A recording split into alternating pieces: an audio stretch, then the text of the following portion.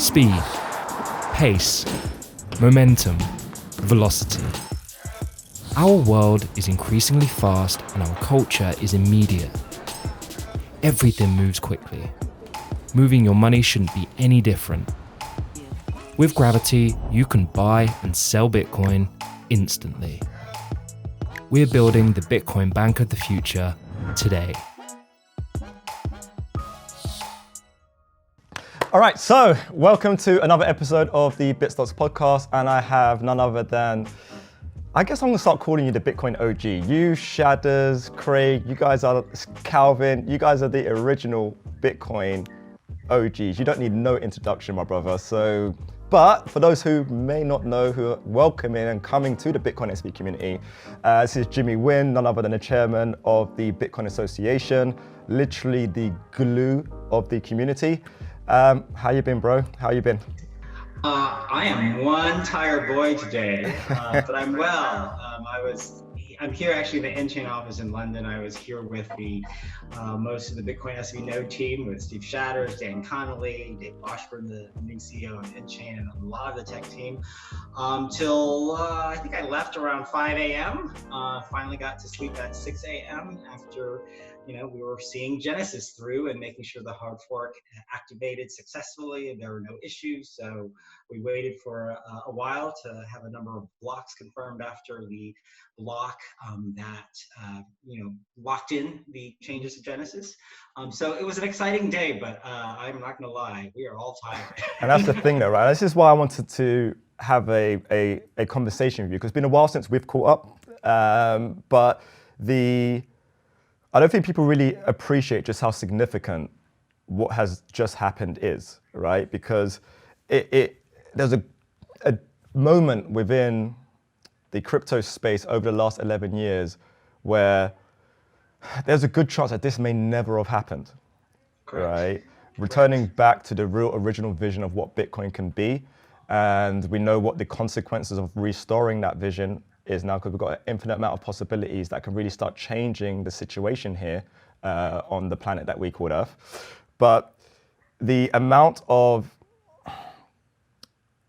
dedication and commitment to bring that vision forward, and it's been very public. There's been court battles after court battles. There's been spats after spats online, and that would lead people to get a very distorted view, really, of just how much good work and effort has gone into making what happened the other day by restoring Bitcoin back to Genesis happen. So just in your own words, Jimmy, just run me over, say, the last 12 months and leading up to this moment. Well, you're right. A lot of people don't realize how much work went into this because it mostly happened behind the scenes, right? I think the Bitcoin SV community and the media see people like me, Craig, Calvin, as very much, the public faces of a lot of what we're doing, as well as Steve Shadders now and Daniel Connolly. But the path to get where we got happened mostly behind the scenes by a very strong development and engineering team, led by Steve Shadders and Dan Connolly, to bring back as much of the original protocol as possible as Satoshi release under the guidance of Craig. So that work was mostly behind the scenes. And one big difference between Bitcoin SV and other crypto ecosystems I want to address, because I get this question a lot from media, inquiries or other sources, which is, if you go look at the GitHub repository for the Bitcoin SV node software, the official GitHub repository, there are not that many commits, which is this false metric that the cryptocurrency world has used over time to evaluate the robustness of development activity on a blockchain project. Yeah. So I got asked, through a reporter the other day, well, it seems like there's not a lot of development activity on Bitcoin SV because, there's not that many commits on GitHub. And our whole approach is different. We have a professionalized engineering team led by N-Chain, using a key outside development partner. Instead of having a lot of different contributing developers all over the world publicly doing commits to fix one particular thing or deal with one feature, so you have 100, 200 commits a year, they collect it all into several commits a year that take a much more organized approach. So Genesis was a collection of numerous technical changes to get back the protocol as closely as possible to the original. So instead of doing a whole bunch of different publicly viewable commits so that everyone could be watching, the team organized it like a professional software company would do into one organized, quality assurance tested, security tested software update that is provided to the network. So how did we get here over the last 12 months? Well, obviously, you know, I saw you in the week or so before the infamous hash war of Bitcoin Cash, which led to BSV's emergence. I call it as the new ticker symbol for the original Bitcoin protocol. That was a little over a year ago now. That was, I'm not going to be, you know, dishonest about it. It was a difficult time. You know, none of us really wanted to go through that hash war. But I think if you look back in history, it was necessary.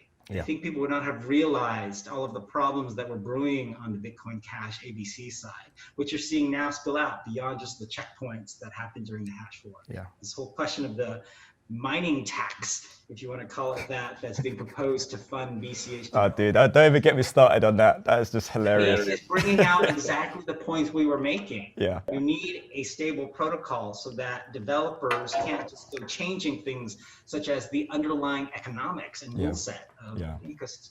Anyway, so obviously we had that difficult period of time. We emerged out of it. And then I remember sitting around with Steve Shadders thinking, oh my goodness, now we have a whole new ecosystem to support, right?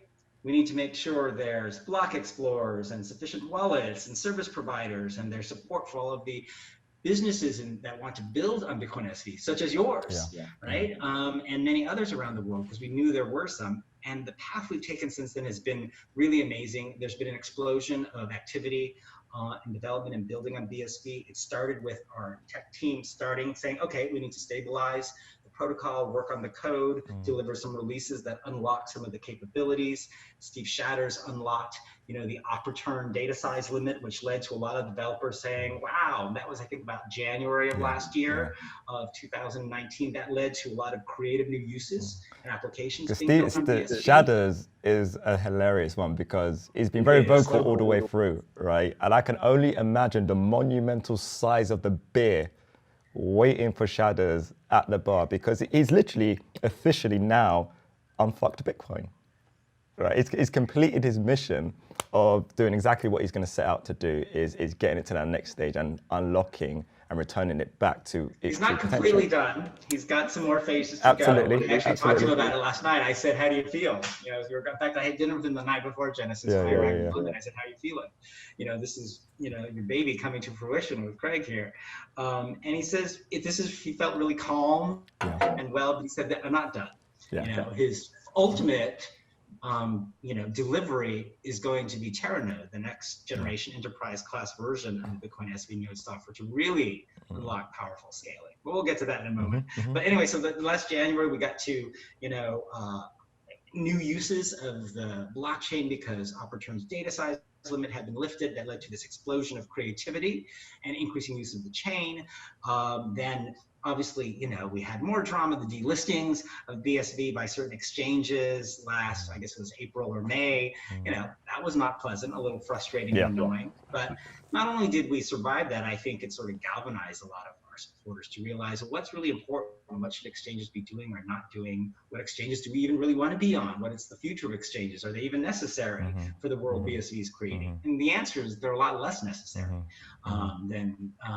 they'll have a role, but I think they'll be less necessary than we view them in the crypto world today. And then we went through the Quasar upgrade in July, which lifted the default block cap to 2 gigabyte in size. That didn't mean all of a sudden there was this massive gigabyte size blocks, because most of the miners set lower to about 256 megabyte soft caps.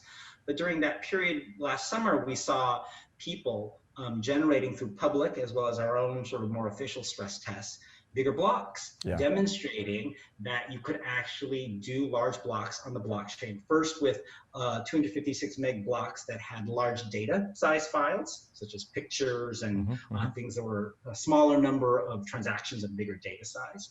And then there were people that demonstrated through tests that you could actually generate big blocks with a lot of individual small payment transactions. So that was great to see, to demonstrate we were on the right path, that we proved the Bitcoin core narrative wrong so quickly. Bitcoin actually could Very scale quickly. much bigger. Very right? quickly. Very quickly. But we're not done. We knew that was just a start, Yeah. but it was just to demonstrate, yes. And our scaling test network was pumping out, successive blocks of 2 gigabytes in size. Just recently, there was a block that wasn't the biggest in gigabyte size, but had the most individual transactions ever block on a scaling test network. So that's all preparation. It's all homework, right, for laying the foundation for something bigger. So a lot of the code changes that have now come in, such as parallel transaction validation, things enabling parallel block validation, those are the things that are necessary to achieve the bigger scale vision. So while everyone saw all the public things, Craig, Calvin are doing to promote BSV, talk about it, educate people, there's this huge team behind the scenes. There's probably about 40 total people working at N-Chain, as well as this partner development firm we use in Slovenia, Kria, that are on the full-time work of delivering the Bitcoin SV node work, other technical infrastructure work, scaling, and already beginning to work on Teranode, next generation. And that's what I find so 40 full-time people. We are taking a very professionalized approach to building a technology network that major enterprises of the world and billions of the people of the world can use. And that's why we've taken this time to get here, but in hindsight, it was faster than I thought. I think we've gotten to the genesis point faster than I thought we would. And I'm really, really proud of Steve and Daniel and the team, because if you look at the list of changes in Genesis, it was a lot to do in one hard fork, collecting it all, ensuring that the network was to be stable, ensuring that they evaluate all the different risks and other factors, while also preparing for scaling. So I think that's how we got here. All that work was happening behind the scenes by a robust team of people you don't normally see, but who were very excited last night, and I'm super proud of them. They're out having a beer, I think, at a pub right now, and I'm going to join them after I'm done talking to you. But look, that's the thing. We can follow that string, because CoinGeek London, so the original CoinGeek London, that was the first CoinGeek post the It was split. Right after the hash war, and it was, that was like, I think, a week or two after the hash war ended. In the midst of it all, I remember even in our presentation, because some of my presentation were video, I still had BCH as a ticker on some of our presentation. I'm like, ah! I know, but I think a lot of us came there, even me as host and organizer, was thinking, I don't know what this is going to be like. It was a good, important, uplifting conference. But the important thing was the direction and the methodology as to how we was going to address and attack the space was laid down at that conference, because the theme was, it's time to grow up, right? And we can now see— I like my themes. Yeah, 100%. But we've seen the follow through on the theme. And this is where the business acumen and the business focus, we can now see very tangibly, easy to follow, that from a development schedule, every single pretty much pledge that has been pledged on SV from a development schedule has been hit. Has been met. Right, on time. Not 18 months from now. Yeah. Not 18 months from now. And from a business standpoint, for people who are not involved in this space but interested in this space, big enterprises, they're going to look at that, and that's going to install confidence. Correct. Right. And that was very important to us. Yeah. To be able, look, we knew we're clearly not the popular kids in the crypto camp, right? And I don't think that's important, to be honest. Headwinds to overcome, but because our message and our audience is for big enterprise usage, as well as consumer usage that comes along with that, we knew we had to gain the confidence of an enterprise and institutional market that carries with it sticking to your timelines, honoring the delivery expectations that you have promised the community, and in addition, demonstrating scaling, demonstrating professionalized engineering with third-party security audits, right? That give confidence to bigger users that this is the place to build. And we're starting to see in a lot of the conversations I have to do, larger and larger organizations and companies taking a serious look at these. That's what I want to do. Right, it started with that. It started with this message of, and I know people used to laugh at me a lot sometimes in the other crypto camps going, why is he talking about growing up? Well, it's true. The crypto community, I know Craig hates that term, has for too long been in a quasi-hobbyist working environment. It's time to stop that if we want to achieve a technology ecosystem of global scale. 100%. So It's definitely clear that the methodology that was laid out has been followed through. So what's the results of this? I can definitely see that you're busy, you're all around the world, you've been very active in China as well. There's certainly a lot of enterprise conversations happening. What is the underlying tone of these conversations? Where is it going? And how does that make you feel in comparison to, I guess, where we were in all the craziness, thinking, bloody hell, we've got this huge mountain to climb. And then now you're a lot further along in that journey. Like, how are those conversations? What are they like? And what should we know about where we're going? Well, I have a few different answers to that. One, how has this led us to where we are technologically? We've seen the network can scale. And it's not done scaling. We've seen an increased progressive transaction volume on the chain. So as you see now, it has overtaken BTC on a daily average basis of transactions, as well as block size and sometimes Ethereum. That's great. It's just the start, right? But it's demonstrating a progressive trend. That progressive trend in actual usage attracts attention, because I know I cannot promote and sell BTC to the investors and BSV to the enterprises and investor users of the world just by talking about it. You need to demonstrate actual action. So that's been really useful. We've seen this growth in applications being built because we've laid the foundation of the platform and unlocked some technical capability. So one byproduct of what we've done is created a network that has organically grown, has started to attract builders, developers from other ecosystems such as Ethereum and even EOS. Some of them have come to talk to us and say, hey, I want to try building this over here on BSV because it works. So that's nice. In addition, it has laid the foundation for what was Genesis. Even though we talk a lot about scaling with Bitcoin SV, one point that Shadders really wants to emphasize to all those listening out there is that Genesis, even though a key feature of it is lifting the default block count, so it's no longer dictated by protocol developers, that's not really the true power of what Genesis delivered. What you said in the beginning when we started, most of the world probably don't realize the importance of what happened yesterday with Genesis. And they probably will not see it for some time. And that's one thing I want people to know. You're probably not going to see it for some time, because what Genesis did is not going to necessarily unlock all of a sudden these huge blocks that are going to happen on the blockchain. The miners will still set at levels that they think are appropriate. What it does is unlock technical capabilities, such as in Bitcoin's original scripting language, that were always there, but that were turned off, restricted, transaction or data capacities, right, that are now unrestricted, unbounded, so that it makes it easier for developers and businesses to build more powerful uses and applications on the BSV. And it allows it'll take some time for them to do that.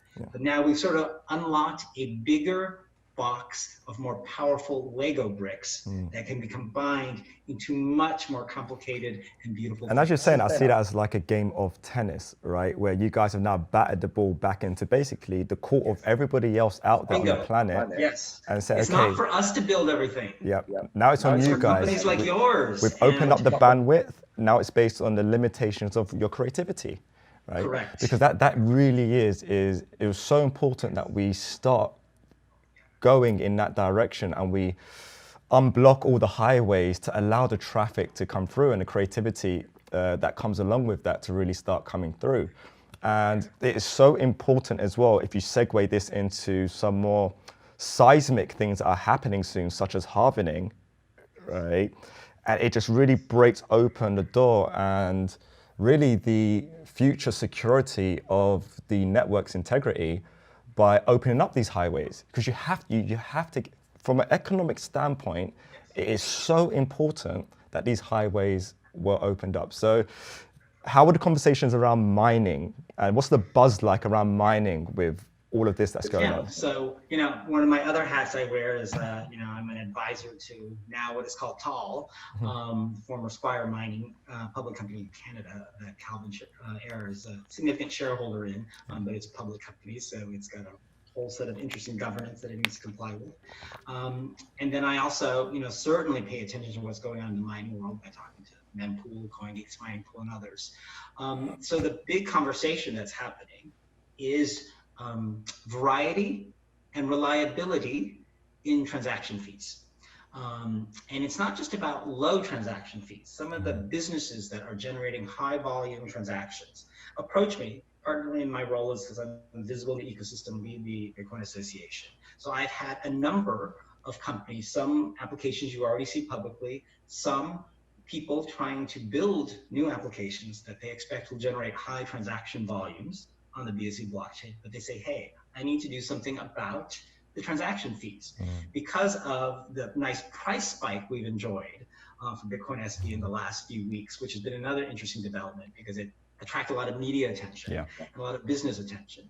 That's been great on the one hand to provide credibility to the fact that BSV is a legitimate contender in the crypto world. It also, of course, as you know from running a business, increased the fiat cost of the transaction fee that are paid to miners, right, to write data to the blockchain and to do other transactions. So I've had a number of companies, and this is a good sign for us, approach me and say, hey, Jimmy, we would like to be connected to some of the miners or mining pools to see if we can negotiate something about transaction fees because we expect a high volume. Yes. I said, great, let me connect you to some. Mempool kicked off this trend by announcing its deal with WeatherSV for sort of a negotiated fee rate to take all of their transactions. We think situations like that and other permutations of it are the future of mining. Absolutely. I think Tal definitely understands that. And so there's this conversation that's starting about a new mining transaction fee economy. The old day where it was just sort of, subject to whatever the Satoshi's price is, that's going to be gone. It's not for the protocol developers to decide. Steve Shadders actually, posted something today about the successful activation of Genesis. And one of the points he made is a lot of the network is now up to the miners to determine what's in their economic incentive. And that includes getting more knowledgeable about transaction fees. So we're actually talking to the mining pool operators to educate them about transaction fees are going to change in the future. It can be whatever you want to set and negotiate that makes it your economic incentive. And you need to start learning about that more. So for example, I foresee a future where some miners will compete for the high volume, small data transactions, payments. Some may compete for data transactions that are writing data to the blockchain like WeatherSV that are less time sensitive. They'll take less money for because you don't need to get it into the blockchain as quickly, right? Writing today's data about weather in London to the blockchain, if it goes into this block or it goes in a block tomorrow is probably less important to that business model, right? But getting a payment transaction into the blockchain faster is probably more important to prevent the double spend of the coins. Similarly, we know that because of the bigger data capacity of the BSV blockchain, we're going to see people trying to use the blockchain for storage as well as access and creative uses of bigger data files, movie files, image files. So here's an example I like to give. Imagine a day where, and people say, oh, you don't want to keep the whole blockchain. Well, not everyone is. Miners will start specializing. That's the future I'm already talking to them about, where some miners will say, I will specialize because I'm going to improve my software and my hardware to maybe handle video files because I need certain types of compression and decompression, right? Capabilities for video files. And then as a miner, you can fully specialize for that, right? Yes. And I will charge something different, and I will only keep on my copy of the blockchain, I'll filter out the video files, and I'll provide maybe application interfaces that I might work with some other company on to make it easier for you, the consumer, to search for and find those particular file types on the blockchain. So I don't need to keep I don't need the image files. I don't need PDF files. I just want video files. It's like creating one day, the Google search, image search of the blockchain, where a miner says, I'm only going to help serve and save image files, JPEG. And now you're definitely speaking, files. that is the language of Bitcoin that excites me, right? Because this is what I saw years ago. And I knew it wasn't possible. It's never been possible because of the scaling restrictions and the fact that fees were too high. You couldn't do this. Now, I can't predict all of the permutations that will happen. Exactly. My role is to start educating the entire business ecosystem about the fact that the doors have been open, wide open. And that's what people need to realize is that what Bitcoin really is, you've got rule sets that then create systems of order and ultimately resonance within that systems of order that are ultimately a feedback loop. Sure, absolutely. And you don't know how many different permutations can happen within just these defined rule sets. Then you've got all of these incredible different possibilities that are all feeding into a whole. And this is what Craig often, what he means when he often says, do something better than me, build something better, think of more. There are people out there, creative entrepreneurs and businesses will think of new creative business models, uses of the blockchain we could never think of. And that's amazing. That's wonderful. And so that's part of the conversation I'm having now. I think people are starting to see the data usage, particularly with micro transactions, micro payments of the BSV blockchain. And then you asked, about what businesses are talking with me about. I can tell you without naming some, because there will be some interesting announcements made at CoinGeek London. We like to save up announcements for CoinGeek London. I've told you, you got to make some good ones. I can assure the BSV ecosystem out there that the conversations I and others have with larger businesses, institutional investors, which I'm talking to as well, has gotten considerably easier about BSV in the past few months.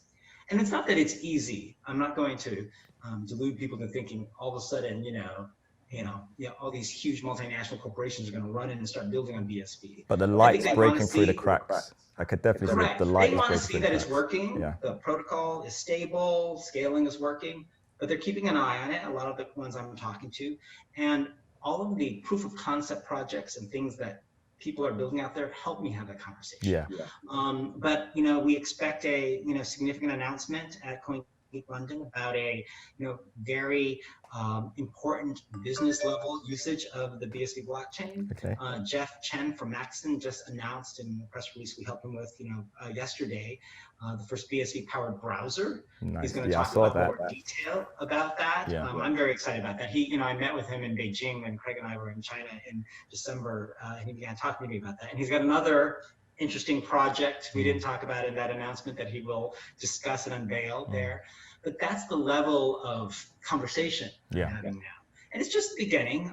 There's certainly a lot more big businesses who, I think will be more open to potentially doing something on BSV once others have started. 100%. But institutional investors, I can tell you, I've been spending a lot of time in New York and some other key financial markets, making the rounds to educate them about BSV and why they should be taking a serious look at it. The recent price rise has helped turned a situation interesting because I'm getting a lot of inbound inquiries now. Right? Yeah. That's always the nice place to be in, right? Right. Yes. So I know we're a little bit pushed on time, both of us, and I definitely want to talk about CoinGeek. Yes. Right. So it's a couple of weeks away. It's returned back to London. So we've gone full circle, right? Started off in CoinGeek London, and now Genesis is kicking off at CoinGeek London. Flagship event. Bitstocks, headline sponsors as well. So we're super pumped and excited about CoinGeek and the event. So just run us through theme, what people should be excited for, the 2 days in which it's covering London, CoinGeek. CoinGeek London, February 20 and 21st at the old Billingsgate historic venue in London. This is going to be our biggest CoinGeek event yet. The CoinGeek conferences, of course, are blockchain events with a special focus on Bitcoin SV. This is an event planned in time to help commemorate the Genesis hard fork and the restoration of the Bitcoin protocol. But it's going to be our biggest event by far. I think we're expecting already probably upwards of 800 people. Old Billingsgate is an amazing venue. And it's a huge venue. Brilliant. So just so people know, that venue is in fact so huge that one of the common events they host there every year is the London Yacht Show and helicopter and aero shows. So it's a stunning location for an event. Yeah, our event team did well, but it's a big room to fill, but actually we're filling it. So 2 days, the first day we'll have a little bit more technical talk from the development team of Bitcoin SV, how we got to Genesis, what's happening next with Teranode. Steve Shadders is going to talk about, one of his favorite topics about really what is zero conf transactions and how are instant transactions really doable on Bitcoin SV. There'll be a lot of talks from some of the exciting developers are an ecosystem about things like smart contract systems, token, protocols on BSV. We have two great keynote speakers at the conference. Tom Lee from Fundstrat, who's a very renowned Wall Street analyst, for those of you particularly in the United States. He's on TV all the time, on CNBC and others, commenting about cryptocurrency as well as the stock market. So I think he'll bring a lot of notoriety to what we're doing. George Gilder is going to be super popular among our audience. He is a keynote speaker on day 2. He is an economist and famed author of books like Life After Google and The Scandal of Money. And the funny story behind that is that, I was with Craig in Beijing, and we were at this huge awards event at this technology conference we were speaking at, and Craig turns to me and says, "Isn't that George Gilder?" Anyways, they started a conversation that led to a contact, and lo and behold, George is going to be speaking. And I think it's really powerful because Craig said to me that night, he said, he's the one that really inspired a lot of my thinking about Bitcoin, which is that information has value. Yes. And so Craig, of course, will be speaking twice during the conference. And this time we're closing with a fireside chat that's not just about Craig, but having Craig is along with George Gilder and one other special speaker we have not yet announced, but we will be soon. So we have another exciting speaker announcement to make in the coming days. We've also worked really hard for this conference to bring in speakers and representatives from companies and organizations that are not part of our typical BSV ecosystem. So for example, there are a trio of people coming from a company in the United States called PDX and EHR Data that's involved in the healthcare data fields. And so they're going to be talking about. I think that's really important. I think that's really important because this community and I think it's just the crypto approach. It's been very inclusive and too closed off. Right? And if we're really going to deliver this the way that we need to deliver this, we need to start welcoming people in that might even have controversial views when they come in. But if you're talking about having a large enterprise business and you're mature enough to even be at a conference to discuss why should I put it on the blockchain, right? I think that's very powerful and very healthy. Yeah, and I actually want a lot of our audience and attendees to know that, because sometimes they see these speaker announcements and I get tweets going, "Oh my God, this must mean this company or this bank is going to build something on BSV." And I'm like, not necessarily. A lot of them are exploring blockchain options. We're educating them. They're open-minded to come speak at our event. They'll learn about BSV. They'll talk about other things they're exploring. But some of the companies that are coming are going to be building something on BSV. And so it'll be exciting to hear their announcements. We've kept some of them, under wraps for now. But we've got people like that, the EHR Data Company, which is a significant player in the healthcare space in the US. A representative from Swiss National Bank, a representative from another pair of banks that just merged in Switzerland, representatives from Clear Markets and Advanced Trading, platform services coming from Tokyo, and a number of other people like that come from different sectors, because I felt it was very important to continue our journey, which started last CoinGeek London when I said it's time for Bitcoin to grow up. Part of that is professionalizing and, as you said, reaching this outer world of businesses that drive the globe and that we want to drive Bitcoin SV into usage at. Well, Jimmy, I just want to congratulate you on it, brother, because you've definitely set out that intent. You've been delivering on it consistently, quarter after quarter, month after month, week after week, day after day, right? You've just been completely going at it. You guys, the whole team, let's make this a great one at CoinGeek London. It's going to be awesome. Let's. And the after party is going to be amazeballs. I heard it's going to be bananas. Right? I heard it's going to be absolute bananas. All CoinGeek after parties. Yeah. This one will be really good. I want to thank you for everything you've done in terms of delivering and creating content like this to help educate people on a better, new way to think of Bitcoin than what's been, the misunderstood messages of the past. We can't do this without you. We lay the foundation, and we do it very purposefully. I think sometimes people think, we're just running around, crazy, making weird decisions. Everything we do is very intentional and deliberate. It's trying to focus the time, resources, and people we have to deliver things as quickly as possible to build an ecosystem that works for everyone. So I'm super excited because this event is coming at a time where BSV is all the rage. We're, for those of you who've been with us since CoinGeek London and before in the hash war, all of a sudden, we are, we're the one where there's a light shown on it. No, it's incredibly exciting times, and there's so much that I'm going to be speaking about and we're going to be speaking about over at CoinGeek as well. I've been hinting a lot at what I'm really up to. In fact, the story for me really does start back at the original CoinGeek London. I speak quite cryptically and I speak with a lot of symbols as well. But I lay these things down. I know, right? But I lay these things down because not everything's meant to be data dumped all at once. Sometimes things take time and there's a methodical process behind it. But a lot of that is definitely what I want to start breaking my silence on. And that work is just being directed completely towards Bitcoin and with a much more global humanity view.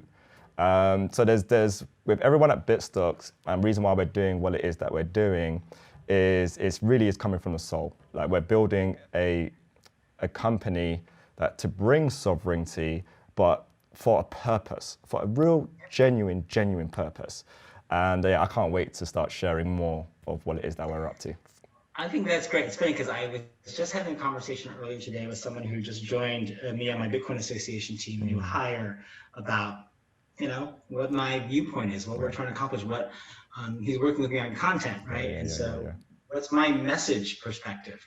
And it's very similar to what you just hit the nail on the head on, which is we are working in a technology field, right? Which people view of as an advanced technology, and obviously as an economic perspective on it.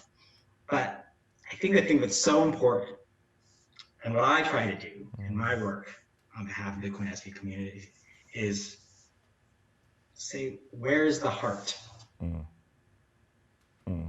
Where is the emotional touchstone? 100%. To make people care about what we're doing and to care to do it with us, to care to build on BSV. Yeah, it's about building money and a business, and that's all great and wonderful. There's nothing wrong with it. But I think our unique place that we're trying very hard to shape in this blockchain cryptocurrency crazy ecosystem that has arisen around the world is to be the BSV where people are here to build with a heart in mind. 100%. Well, I don't think there's a more beautiful note to finish on than that. Jimmy, I appreciate you, man. Thank you for your time. Go off and celebrate. Go get drunk. I'm gonna go meet Shadders at the pub.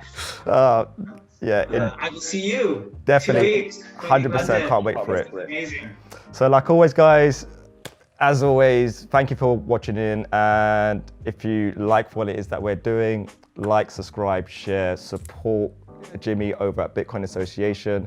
Go over to CoinGeek channel, like, subscribe, and share their content as well. Let everyone know about Old Billingsgate, CoinGeek London. And it's returned back to Genesis. So thank you, Jimmy, again. Peace, love, and light, everybody. All the best. Take care.